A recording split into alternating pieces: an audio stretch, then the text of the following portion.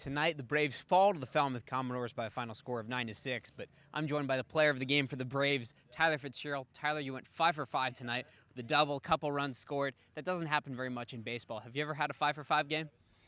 I can't say I have at the college level. I mean, it's something you always dream about as a kid, and just to come out here and see the ball well tonight, it was big for me, and it was a fun night for sure. So you got a 6-game hitting streak now. I know you don't love hearing about your own accolades, but 6-game hitting streak. What's your approach been at the dish lately? Be a little more patient. I was kind of getting myself out on a lot of at-bats a couple weeks ago, popping balls up early in the count. Just seeing more balls, I mean, it just makes me a better hitter, gets my timing down better. So just getting deeper in counts, trying to help my team win, be a good leadoff hitter for the team. Like you said, you've never dreamed of doing something like this, going 5 for 5. Doing it in a league like this where the talent is so great, does that make it a little sweeter? It does. It definitely does. I mean, these are the special games that you'll remember for the rest of your life, and to be able to do that here in the Cape is something that I'll definitely remember for a long time.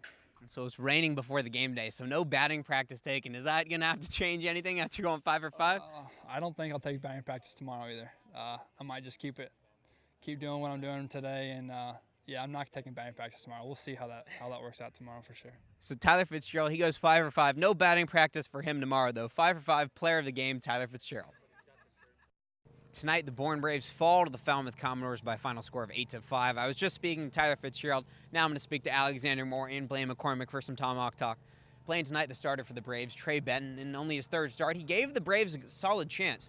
3 runs, none of them earned in 4 1/3 innings. What did you see out of him? A lot of consistency from him as well. He's been one of those consistent starters that had to take on the starter role a little later in the summer season. He was a reliever for the Braves in the beginning part, but then came in as a starter and has been really improving on each start that he's come out there. But I thought his location was really on today. The velocity seemed really up there, and you know, he's one of those guys that can really grow from this experience, and every start that he's seen, I've seen him get better. So I think if he takes that back to East Carolina University, there might be a little bit of a decision to make whether he's a starter or a reliever. And he spent time at ECU both as starter and as a reliever, so I think you're right that he's putting himself in a good position there.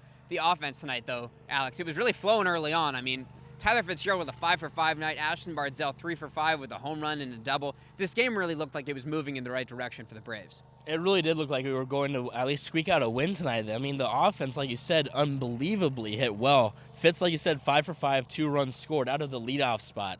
Whew. We'll take that out of a leadoff guy any single day of the week. Anthony Prado, 2 for 5 with a run scored and a run batted in. Even Jared Triolo jumped in on the fun, 1 for 5. He scored a run. Those top 3 guys combined for 4 runs scored. Anytime your top 3 guys can do that, we'll take that. And then Ashton Bardzell, the big day from him. Man, 3 for 5, 2 runs batted in, an absolute moonshot into right center field. He was 1 hit away from the cycle. Like you said, it looked like it was going on in our way, but I mean, the baseball gods didn't like us today.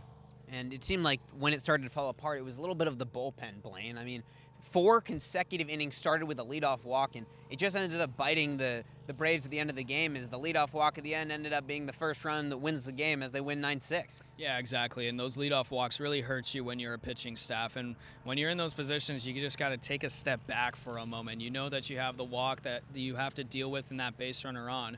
So just take a step back, calm yourself, and just hit the spots where you're needing to locate. But yeah, the walks in general were pretty generous to come by with the Braves pitching staff tonight. And I think that's what really kind of affected them in this game. So the Braves, they dropped this game, and now they move to 4 back of a playoff spot. Alex, do you think that this is it for the Braves? Do you think they can come back from this loss? It's a tough question to ask. I mean, you still have technically a chance to make it in, but we're going to need a lot of help from all the teams that are playing Cotuit. If Cotuit loses out and we win out, hey, we can make it. It's just, those are tough. Those are 2 things that are, I don't know if it'll go our way. We have to win out, and Cotuit has to lose out. We have to win tomorrow against Cotuit to start it off, and they've had our number, and as of late, Cotuit has been very good. So I'm not going to say they're totally out yet. They still technically have a chance. The window is small, but, I mean, you can still fit through it a little bit. So the Braves, they're not mathematically eliminated. They're going to be taking on, tomorrow night, they're going to be taking on those Cotuit Cavaliers that they're chasing for that final playoff spot. They dropped tonight's game to the Falmouth Commodores 9-6. Alongside Alexander Moore and Blaine McCormick, I'm your host, Rob Werner, saying so long, and we'll see you tomorrow night.